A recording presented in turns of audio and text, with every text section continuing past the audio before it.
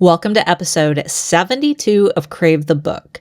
In today's episode, Amber and I cover chapters 130 through 134 of Tracy Wolff Covet. And in this episode, Grace and Hudson and Flint and Caulder and Remy finally get to go to the pit and do a bit of exploring. We've got so many theories in the spoiler section of today's episode. So without further ado, let's go ahead and get started.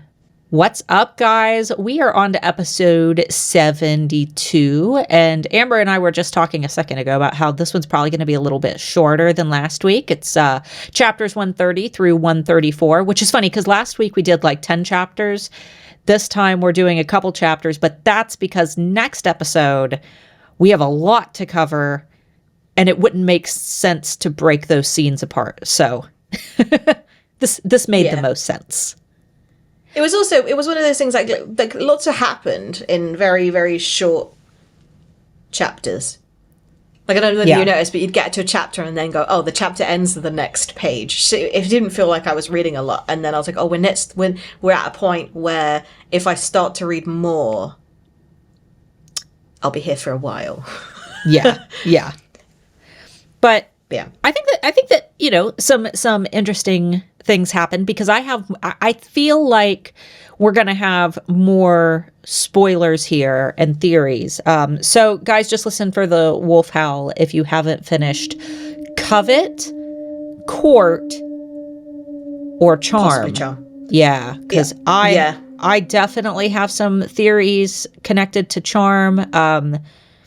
And I really want to talk about those. So just bounce out when you hear the wolf howl, because I know a lot of you haven't read Charm yet. So let's go ahead and get into it, because last we left off, Grace and Flint and Hudson and Caulder and Remy were finally able to go to the pit, which in my mind, you know, first read through, I was like, oh, the pit. Oh, so scary. And it ended. Yeah, it definitely was a misnomer. Yeah. It was like, what do you think the pit looks like? Because like sometimes I see it and it's like outside, but then sometimes it's like when you go to a like a Comic-Con and it's in like a convention. Yeah, no, I imagine it like a convention, but rather than like nerds and geeks walking around, it's criminals. Right, but but they say alleys, they are like, so there's buildings. Yeah, but they're also, everybody like literally hits the ground running. Like Hunger Games. They get down the ladder and then go, I've got 12 hours before I have to get back to my cell. I better make it count. But I'm like, 12 hours is a very, very long time. I know that, like, obviously you want to use those 12 hours, otherwise it was a waste of the 6 cycles of hell that you went through or whatever. But at the same time, what is there that is worth that initial run of minutes?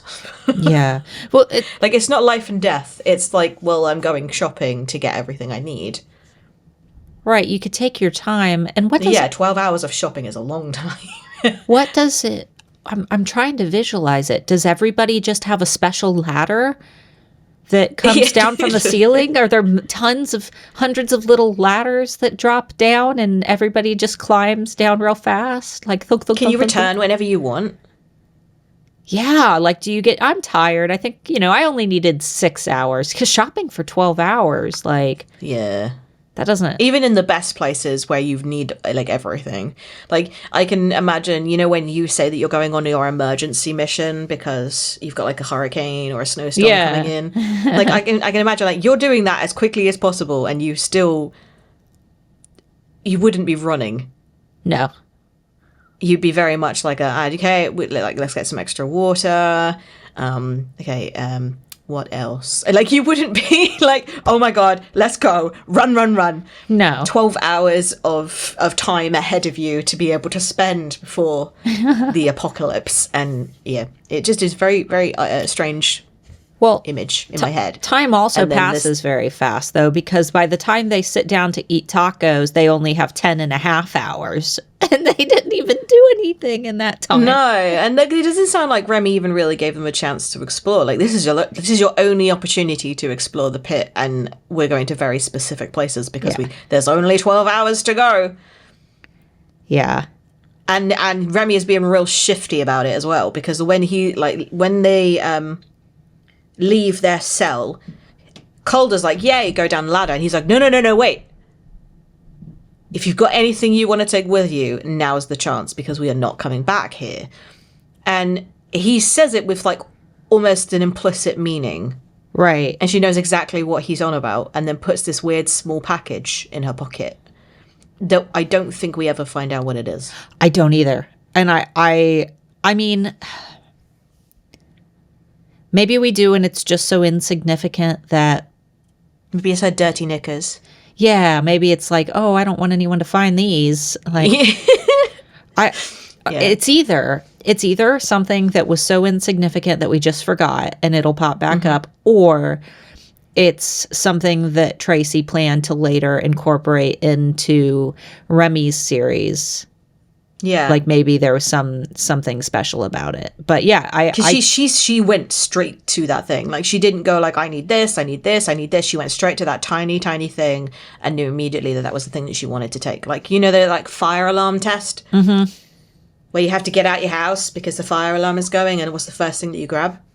Yeah, that was her thing, and that's usually quite important, but could be just sentimental. Yeah, I mean, it could. No. Well, she couldn't have brought anything in with her, so I don't know. I don't think that we found out what it is, but we'll figure it out after. I think it's just a really funny idea. It's just like, it's something just like she doesn't want anybody to find like a butt plug. Or something. It'll be something. It's like, something that doesn't matter at all. Yeah. We're sat here like hypothesizing over it, and it's actually just like, no. Don't look at my vibrator. Just hide it. I love how every single note that you took, I like opened up the board to add a note, and you had already noted it. Yeah, the Remy and his mysterious packages, which I absolutely pictured as little white bricks covered in saran wrap. I'm like, yeah, it's like, is Remy a drug mule? Is drugs, isn't it? It's drugs.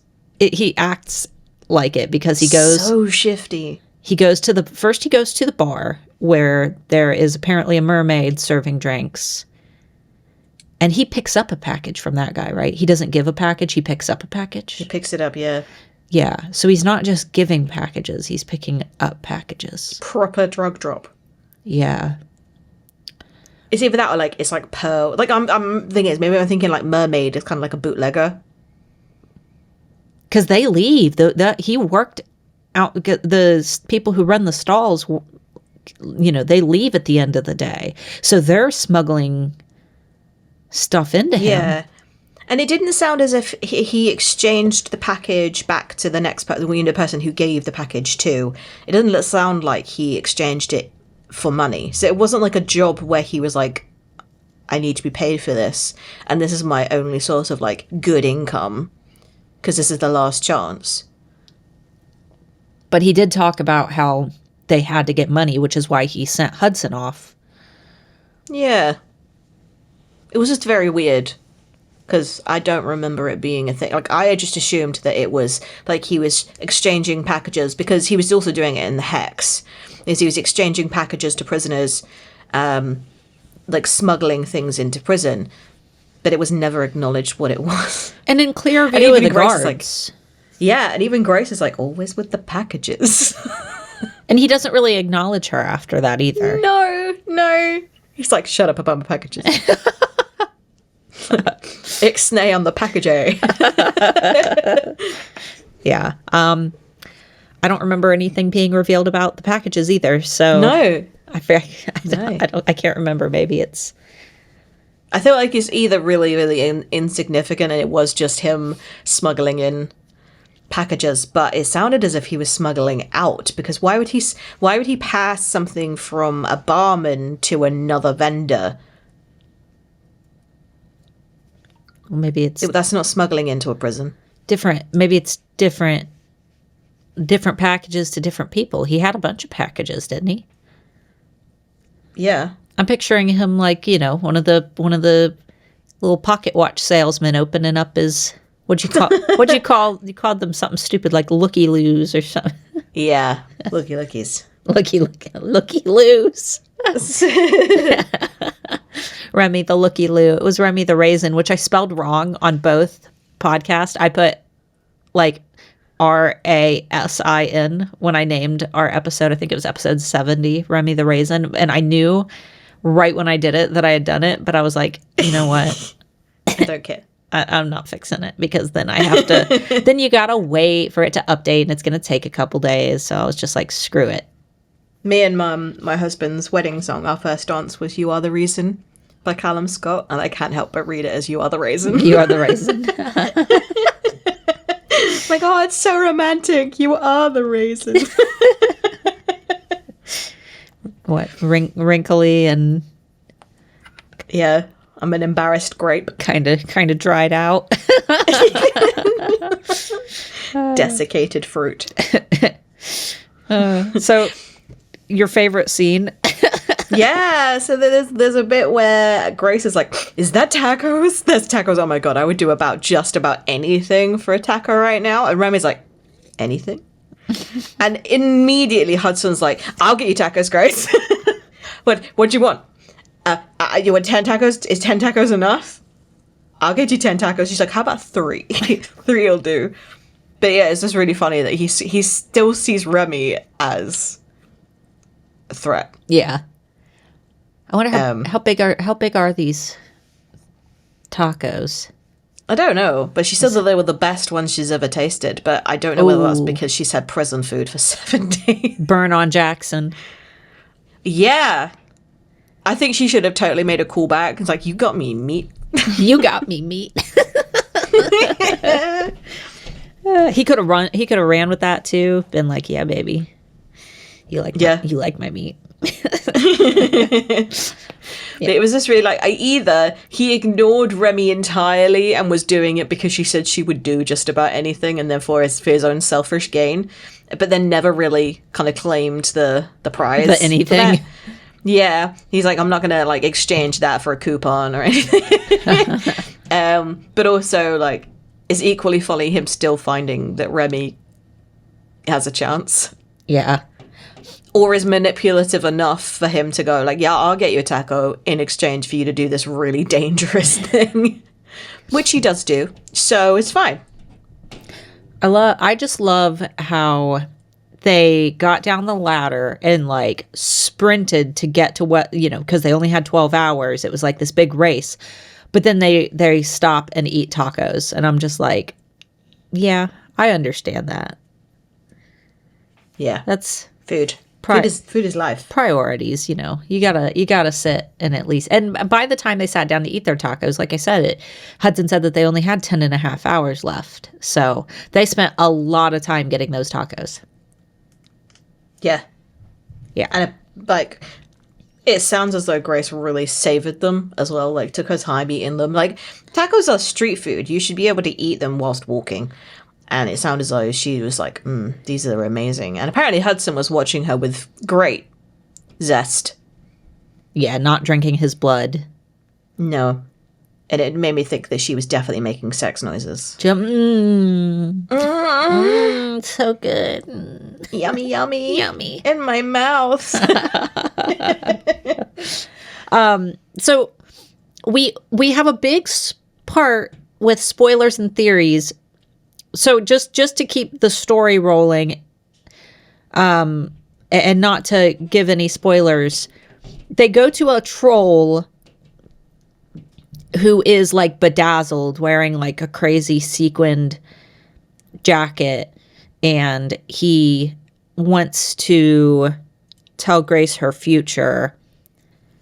And then he pulls a card with a castle getting struck by lightning, or a tower being hit by lightning. Yeah, a tower being hit by lightning.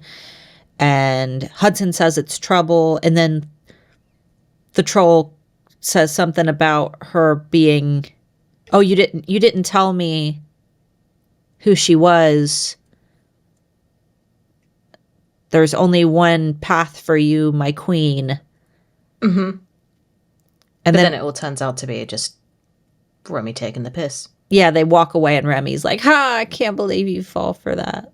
It's like, so worth the coin. Which makes me think that is the money that they're paying genuinely that important? Because he's paying for literal, like, I don't know, what's the word? People who pretend to be psychics and are not. Yeah. What are they called? I don't think that there's a name for it. I think that... Yeah, there is. Fakes. Like, yeah, a fraud. Fraud, yeah. But like he's paying for frauds to have some fun with her. But I'm like, there's no reason. Why would he tease Grace specifically? But yeah, and how was it a pay him for that reason, or was it a pay him like, okay, shut up now? Like, yeah, because it really wasn't worth the like. He was like, "Oh, I'll do this one on the house," unless it was like true. Really, like, yeah. He's like, "Oh, I'll do this on the house," but then kind of gives her no real information if that is a joke. Yeah, I feel like there was more going on there, but we'll get into spoilers in a few minutes and kind of hash it out, because I think that there was something there. I just can't quite figure out what it was. Yeah. But they go down some alleys, which is kind of messing with my perception of how I originally pictured the pit, because now alleys would imply that there are like full-on shops. Buildings. Yeah. I'm thinking about like my Renaissance festival. Like there's little carts and things that get moved, but then there are also permanent fixtures, you know. I'm kind of wondering whether it's more like a bazaar, you know, like a street bazaar. Yeah, but inside. With, like, tents rather than buildings. But then, like, she gets to, like I mean, it's in the chapter, like, this tattoo parlor is, like, an actual boutique. Right, like a salon. She said it looked like a fancy salon. Yeah, like, that's not something that you would get in, like, a convention. Right. Like, it's not a booth or a trade stand or a tent. It's an actual store. Yeah, I'm picturing it like being indoors, but buildings and like potted trees, and you know what I mean? Like I'm picturing it like the qualities of an outdoor space, but still kind of in the basement of this place, because they went down ladders, which would imply that they're like way under the ground. Pit. I mean, it's pit.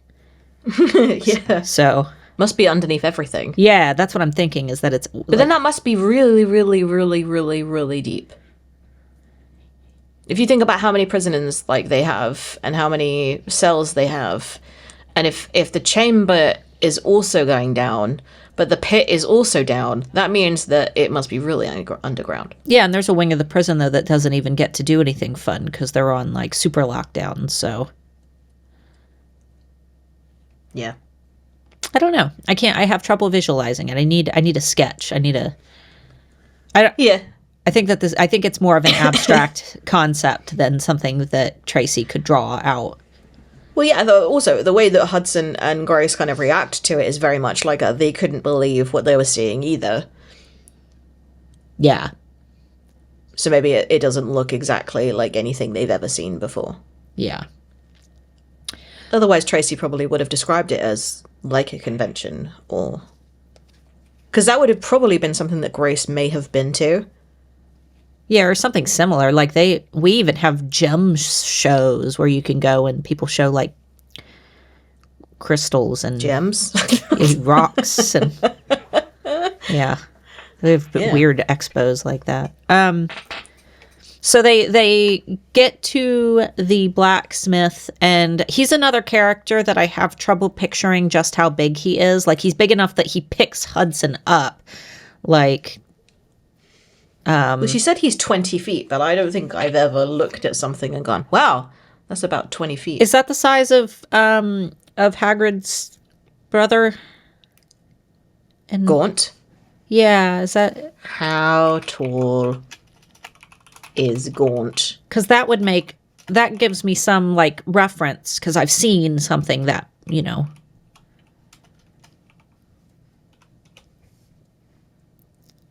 I think Was that his name? I don't think so. That was the maiden name of Tom Riddle. My brain is like Robbie. It's not Hagrid's brother. Yeah. I don't know. Grawp. Yeah. Grawp is 16 feet. Robbie.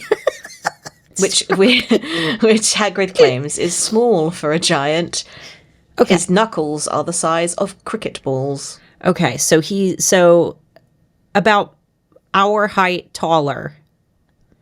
And that would be yeah. So okay, now it's like, what do they feed him? I know. I have so many. Where does he sleep? What do they feed him? How tall are the ceilings in the pit? Does he have to stay in a cell himself? Does he do this all night? Does he get special treatment because they need him to make the cells? Is he? As far as I'm aware, he's also the only giant there that has that privilege. So therefore, maybe he could kind of ask for special dispensation, and they have no idea whether that's a different thing. Their usual requests. I certainly would. I'd be like, I don't know, I can't. I need sirloin every night, and they're like, are you sure? And I'm like, yes. It's a giant's diet. I will die if I don't eat sirloin. Yep. I reckon he could get away with it. I think that he's just not doing this, all to his advantage. I think that he's just kind of succumbed to the to his sadness. He says doing this, it makes me happy because I have nothing else to do and I don't get punished if I just do my job. Right. And from the look of his face, apparently he has scars crisscrossing all across his face. I didn't remember that the first read through. That was No, I don't remember that either. I just remember him being big. Yeah. I don't know. And I love that they're they've really struggled to convince him that his wife is still alive. Lies. Yeah. As if it's the most impossible thing in the world. Yeah, nobody escapes the prison. No, we just got in the prison. He dodges the obvious explanation. It's lies. Yeah. Yeah. And then he is okay, so my wife's still alive. What about my kids? And then they're just we didn't meet them. And I'm like, you stupid idiots. That could have been the one thing that he's like, no, forget it. My wife isn't important enough for me. For my kids, I'd get back. But you just essentially told me that they might not be alive, so why would I bother? They could have absolutely just gone they bake you cookies. Have grandkids. Yeah. Yeah. I don't think they drove home just how long it's been. Maybe that comes in the next couple of chapters where they're you do realize you have been down here 1,000 years. She has waited for you for 1,000 years. Yeah, and they saw the banister with all the carvings with the kid. They could have told him so much to given him more hope and a more inspiration. Yeah. Right. We saw, carvings of them baking with their mom and...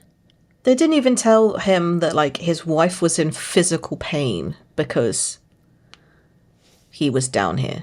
Yeah. They gave him nothing except for, yeah, she's alive. She's still kicking. Yeah. She's waiting. Is that enough? All right. Yeah. I saw you. So they need a key, which I love how they... Why not have him make the key after they help him get out and they get him back to the Giants Village where he has better equipment? How does he just know how to make this key? And why? I mean, is it a big key? Is it a giant size key? Are they going to carry the key out? I once again, I feel like the better thing to do would be to get him out, not have him spend 6 hours making a key, work on getting him out. I love how specific he was about that as well. Yeah, 6 hours. If that would be like me pulled that number out of his ass. Yeah, that would be like me handing you a picture of my dog and you being like, yeah, this is going to take me 4 hours and 35 minutes and 2 seconds to complete. And I need a latte. And go. Yeah. Go, hurry. Yeah.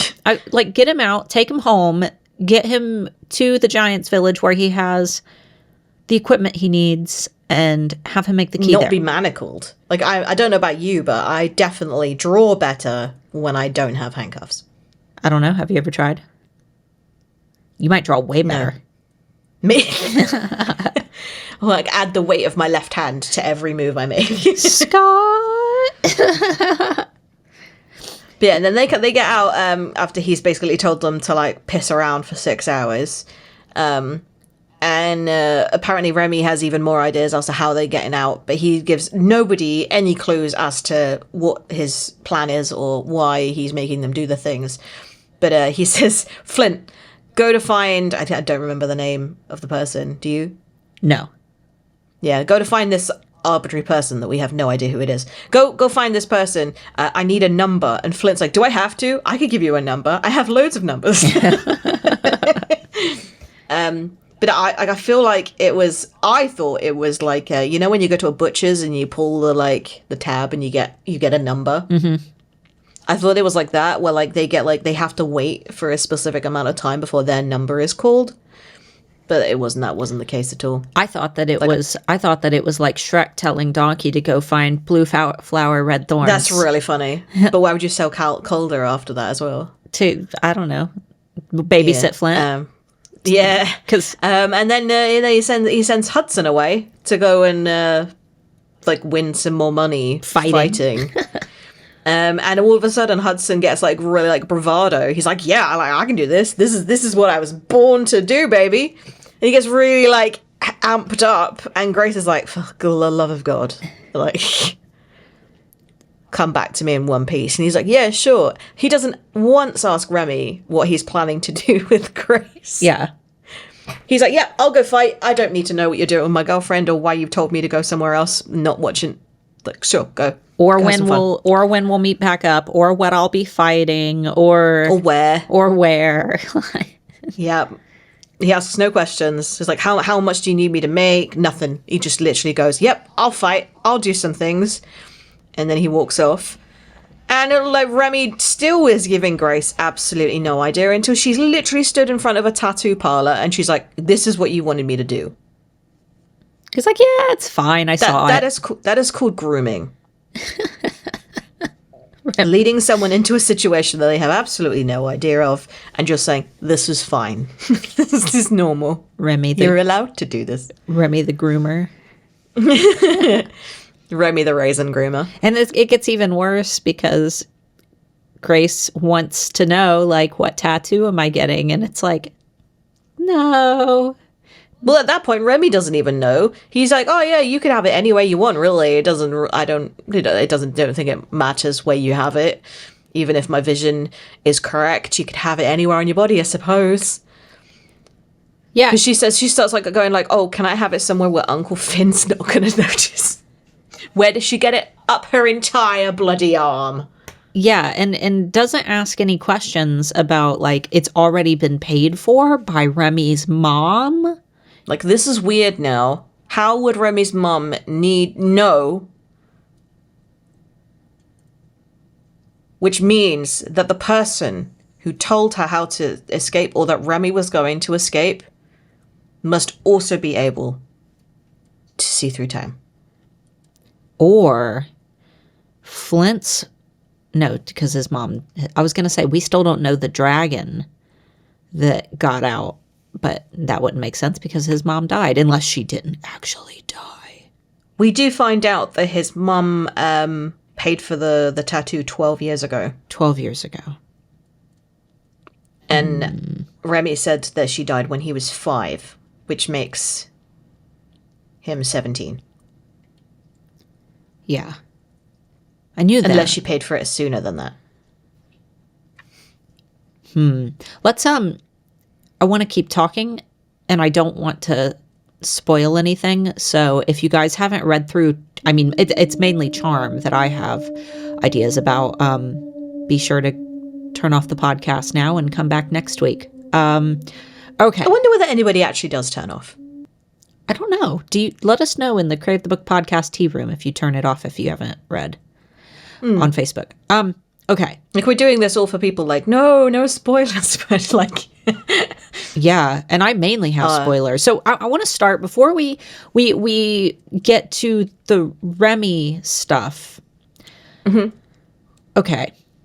What struck me as odd was the troll who gave Grace her future. First of all, crazy sequin outfit, and she said he had no sense of style.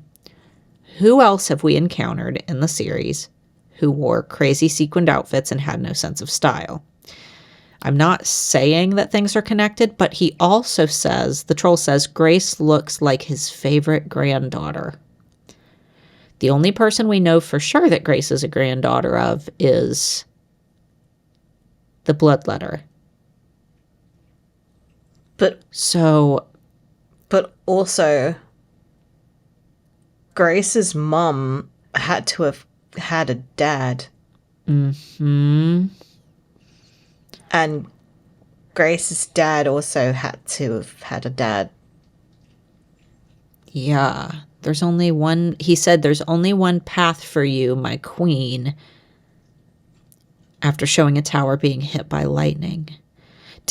Yeah, and then I thought, like, oh, like, was the tower hit by lightning? Was that, like, was it the water tower? I was thinking of in Charm? The clock tower. The clock tower. The clock tower, that was it. The clock tower. I swear that it got hit by lightning or hit by something from the wizard. Smokey was dragon. Smokey was up there. Yeah. Yeah.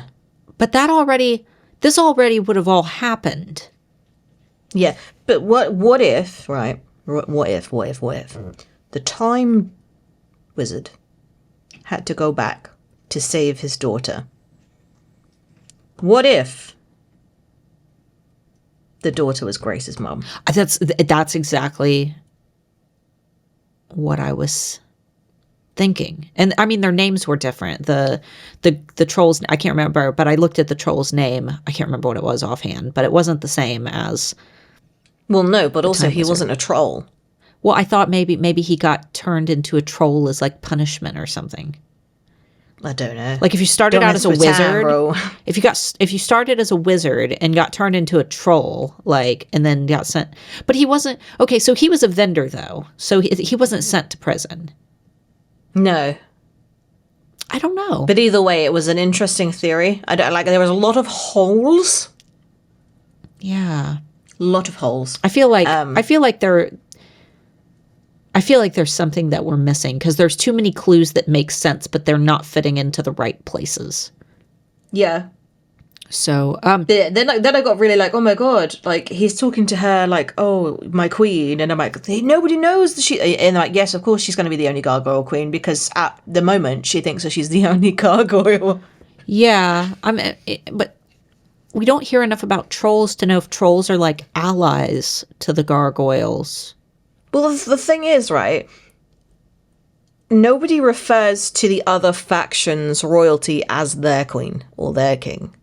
You're right, because they would all have their own. Yeah. So I'm just kind of wondering whether he is either in disguise or was just kind of maybe channeling kind of a gargoyle-y thing to say. Maybe they're such small because we don't know if there's a mermaid king and queen and a troll king. Like we don't know that. So maybe some of the smaller sub factions are nestled within other factions. You know, like maybe the trolls all exist under the gargoyles rule, and I don't know. I mean, it's possible. There was a really funny part where Grace is saying, like, for the fact that, like, we're creatures of the dark, the fact that I don't have any, like, dark vision really pisses her off. But I never really thought the gargoyles were of the dark. No. When was that mentioned? Never. But it just made me think of the shadows.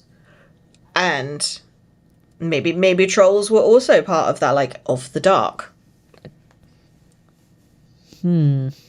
I don't know. It's interesting. And now I've seen it, it is interesting. We may have to write his name down so that when we come back to it, like, we're like, that's that guy.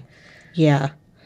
I can't remember what it was, but it definitely wasn't the same as the I think it was like Wendell or something. It was something goofy. So there was that theory. Feel free to chime in on the Crave the Book Podcast Tea Room on Facebook if you guys have anything that you want to add to that theory, or if you've picked up anything. Yeah. Okay.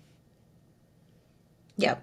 And then my other one was like, I'm kind of glad that the kids from Katmere like only did end up in the Cyrus's dungeons, because the way that it was kind of foreshadowed was that Vander was making loads of cells, despite the fact that apparently they have a lot of empties currently, which makes me kind of concerned, because no one has managed to escape. No one has said specifically that anybody has managed to escape, which means that they must be dead. Yep. Well, like, cells don't empty themselves. The guards are eating them, so... Yeah. Then, the fact that they ended up in the Cyrus's dungeons rather than the prison was kind of a blessing in disguise. Are you sure? But we don't... Yeah, like... Rowena was laying in the back of the dungeon, like, all frail and Yeah, but that was just Rowena. Rowena's been like that for ages, and the only reason that she was crazy was because she couldn't fulfill her thingy. Like, I would much rather go to the prison and have the opportunity to go play games and, like, go shopping than I would just sitting in a dungeon. Because at least in the prison, even if you do have to go through torture, you, like, get to go eat, and you can bring things back to your room, and you can get books, and I think that sounds way better. I think it's worth it. Especially, if you haven't really done anything that bad that you have to atone for. I will repeatedly tell that poor deaf lady at the store that I'm just going next door to get cash back for her. Yeah. And sneak through the parking lot and leave over and over and over again. And if you don't know what I'm referring to, feel free to watch episode like 70 or something. I found the name of the guy. His name is Lester. Lester. The troll. Lester the molester. Yes. Lester. Yes. I don't think we've had any other Lesters in the series. He was also rather, like, insistent that she listened to him. He's like, come on, you've got this many hours left. Like, you can spare 3 minutes for me. But he doesn't spend 3 minutes at all. No. He spends about 30 seconds. But yeah. I don't know. It is an interesting theory to have. So we also find out that Remy's mom used to tell him when he was little that though he didn't know his dad, but that his dad gave him enough magic to tear a hole in the prison and level it. Mm-hmm. So once again, I'm wondering who has that much power, and who the fuck is Remy's dad? Is it the Time Wizard? Is it the guy from Charm who came back to find his daughter? Or is that Remy's grandfather and Remy's mom? Because that was a theory that we had, wasn't it? Yeah, that Remy's mom was the daughter, and because she fucked with Time, she was... And, Remy's punishment was that he shouldn't exist. Yeah. Because he did say that his punishment, when he goes into the chamber, he said that his punishment is that he was born, but he can't change that. Not that he is in the prison. Yeah. It's that he was born, and that it kind of makes you think that he shouldn't have been born. Right. But why would his dad also give him enough magic to tear a hole and destroy the prison? But also, that's not something that Jacon looked like he could do. No, I'm talking about the guy from Charm. Yeah, but like our other theory was Jacon as like right. He is the god of time. And we were like, well, he didn't really display any actual power other than being able to change time and zip between time periods. He didn't have the like, I am actually a wizard. Right. And able to do things. So I feel like the Time Wizard would probably be the person, and then he just arrives in his time thing, manages to find his daughter, but then puts but then, like, his mum just keeps on saying that it was his dad that gave him the power. And I was thinking, the tear a hole is an interesting combination of words, because I keep thinking about how with the Time Wizard, when he was talking about the dragons coming through, weren't they coming in through a torn hole? Yes. So maybe it's not tearing a physical hole in the prison. Maybe it's actually like tearing a like dimensional hole. Wormhole. Yeah. But also, that's such a bad idea. Like, I know that they had this whole debate in the prison because they said that why are these vendors so okay with selling to who they're selling, or is it just because no matter what they're getting money? And Remy and Hudson kind of chime in and say, well, you just automatically assume that the people who are in prison is because they deserve to be there. But there's bound to be actual criminals in there. They are dangerous people. And Remy's just going to go, yeah, I'm just going to let everyone escape. Yeah. Like giving a blanket free pass to everybody to get out of the prison is probably a really dangerous idea, because as much as you can say that, yeah, there are some victims of circumstance in the prison, and Cyrus is probably choosing and like cherry picking who he sends here. But that's not a certainty. Now, you don't know who's there. What would have been a better option is for Remy to free those prisoners under the stipulation that, okay, y'all are free, now let's all band together and kick Cyrus's ass during the battle in court. Yeah, no, they didn't turn up, did they? No. Well, I mean, they did, but Remy and Caulder turned up. Yeah, but that's not the whole prison. No, like if he would have just gotten everybody, like, okay, you're free, let's go kick his ass. Robble, robble, robble, robble. Yeah. Here's all your powers back as well. They'd be itching to use their powers. Yeah, yeah. Like they would be like jonesing for some power using. Right, and conveniently there is a battle for the first time in, forever. There's a battle where you have and they get back at the person who put them in the predicament. Yeah. In the first place. Wonder what happened to the prison guards. Are they just as stoked to be out of there as? I don't know. Like. I don't know. Yeah, because when they finally get out, they land in a graveyard. So the prison is like right next to a graveyard. They get out and they go into a graveyard. And I'm wondering whether like the graves are just full of empty graves because actually they did get eaten. Well, why would they put a stone? I mean, maybe some of the... But like, why wouldn't they have nibbled on Grace and Hudson and the giant? Like, if the giant was dead, because he took the flower, didn't he? But then I remember it not working. It didn't work. The people who took the flowers were Caulder. She took one to prove to the giant that they worked. And just passed out. Yeah, and then Remy took one, so they ended up with one flower left, but I don't remember who took it. Was it Flint? Because I know that Grace and Hudson ended up in that gladiator scene. But how did Vander get out? He walked out. Oh. I thought he just walked out. I thought he was able to just leave. I thought that Grace and Hudson won his freedom, and then little asshole boy was like, no, you can't take him. And then they're like, no, we weren't fair. That was a perfect impression. You can't take him. I picture him to be like Joffrey. No, Gracie, it's my giant. He looks like Joffrey in my head, like little boy, bitch boy Joffrey with Cartman traits. Yeah. All right. Yeah, I'm just wondering, like, the Wendigos should definitely be like a waste solver. Like they wouldn't pass up the opportunity to eat a dead body. But I'm wondering whether they only eat live bodies. I mean, that would be why. I would opt for a fresh, warm troll over a dead, stinky. I mean, that's why we like rare steaks, right? Yeah. Yeah. Don't want no well done shoe. No. I want to remember that it was once a live animal. Yeah.